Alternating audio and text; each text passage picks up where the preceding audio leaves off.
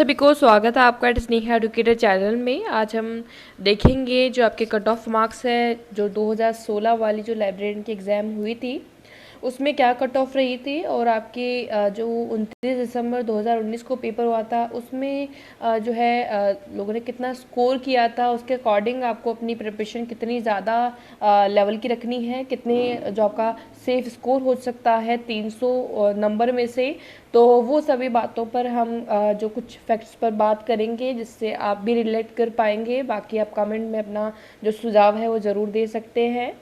तो सबसे पहली बात तो ये है कि जो ये आपकी कट ऑफ मार्क्स है 2016 के जनरल मेल में आप देख सकते हैं 136 पॉइंट कुछ गई है, लगभग 45 पॉइंट कुछ % जो है आपकी ये कट ऑफ रही थी। जैसे आप देख सकते हैं कि 40% तो मिनिमम आपका जो क्वालिफाइंग जो रहते हैं, आपकी कोई भी राजस्थान कर्मचारी चयन बोर्ड की एग्ज़ाम होती है तो उसमें आप देख सकते हैं 45% के आसपास गई है, मतलब ज़्यादा नहीं गई है। तो उस समय जो क्या था, कंपटीशन भी कम था। लेकिन 2016 के बाद आपने देखा होगा जो इसमें ये जो कोर्स है काफ़ी लोगों ने किया है, और ये जो आपका 2018 वाली लाइब्रेरियन है, ये 2 बार इसमें ऑनलाइन फॉर्म अप्लाई हुए हैं। इससे भी काफ़ी कैंडिडेट्स जो है अप्लाई कर पाए हैं, कई लोगों को मौका मिला है।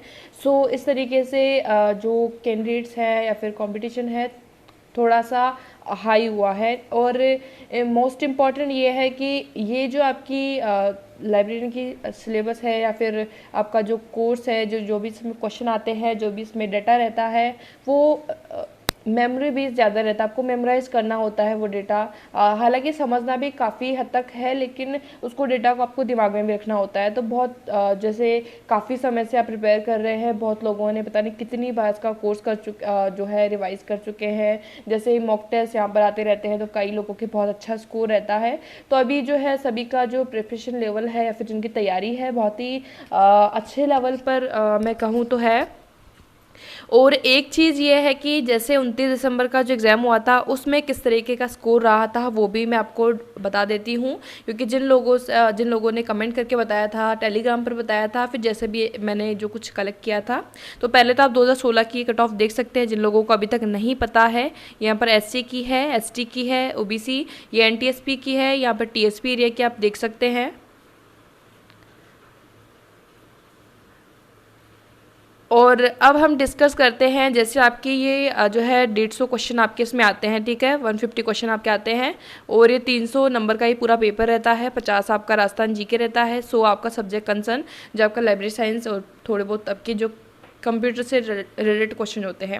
अब 50 प्रश्न जो आपके राजस्थान जीके थे, अगर कंपेयर करें हम जो आपका 2016 में जो पेपर हुआ था राजस्थान जीके के जो क्वेश्चन आए थे उसके कंपेयर में तो काफ़ी जो इजी लेवल पे आया था। इजी इसलिए हो गया था कि आपका बहुत ही 1-2 प्रश्न ही नए थे, बाकी आपका सारे जो क्वेश्चन थे वो आपके जो राजस्थान कर्मचारी चयन बोर्ड की अदर एग्जाम जो हुई है, जिन्होंने कंडक्ट करवाई है, उन्हीं में से आए थे। क्योंकि अगर आपने सभी पेपर सॉल्व करे होते हैं, और अगर आप देख सकते हैं उनमें जाके, ये मैं ऐसे नहीं बता रही हूँ, आप जाके कमेंट बॉक्स में देख सकते हैं, पेपर भी आप उठा सकते हैं, क्योंकि मैंने सारे पेपर्स आपको सॉल्व करवा के बता रखे हैं। 2015 से लेकर के अभी तक के जो पेपर्स थे, जिनको आप सॉल्व करेंगे तो एक एक क्वेश्चन ही आप, बाकी ऐसी बात नहीं है कि लाइब्रेरी में ही रिपीट हुए हैं, और एग्जाम में भी आपके रिपीट होते रहते हैं। तो आप को इम्पॉर्टेंट ये है कि अभी तक के जितने भी प्रीवियस ईयर क्वेश्चंस हैं वो आपको ज़रूर लगा लेने हैं अगले एग्ज़ाम से पहले, ताकि आपको हेल्प हो सके।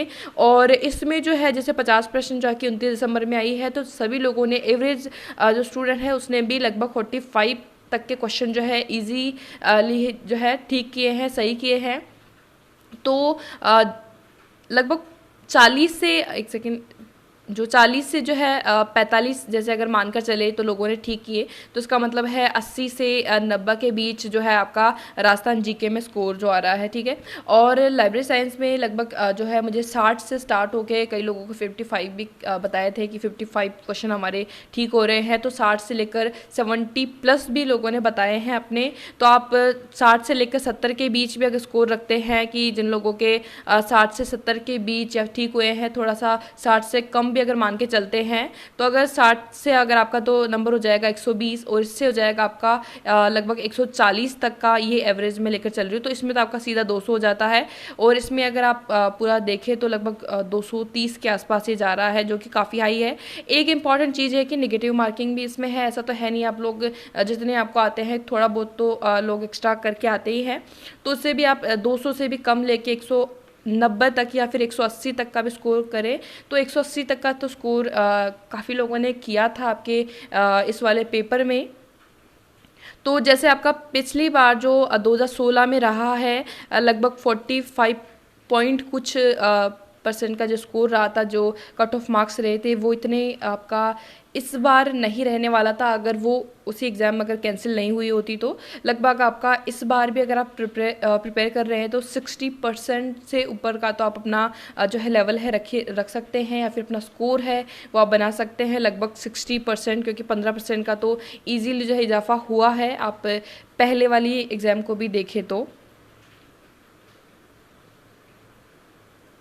तो लगभग जैसे हम 60% की बात कर रहे हैं कि आपका एक अच्छा स्कोर हो सकता है, एक अच्छे आप जो अपना लेवल है वो बना सकते हैं। तो अगर हम 300 का आपका जो पेपर है उसमें अगर 60% लगभग, तो आपका कितना हो गया 180 नंबर के आसपास जो हो गया। अब आप इसको डिवाइड किस तरीके से करेंगे, आप ज़्यादा जो स्कोर किस में करना चाहेंगे सब्जेक्ट कंसर्न में, मतलब आपका जो 100 नंबर का जो 100 क्वेश्चन आपके लाइब्रेरी साइंस के हैं उसमें, या फिर आपका जो ये राजस्थान जीके है।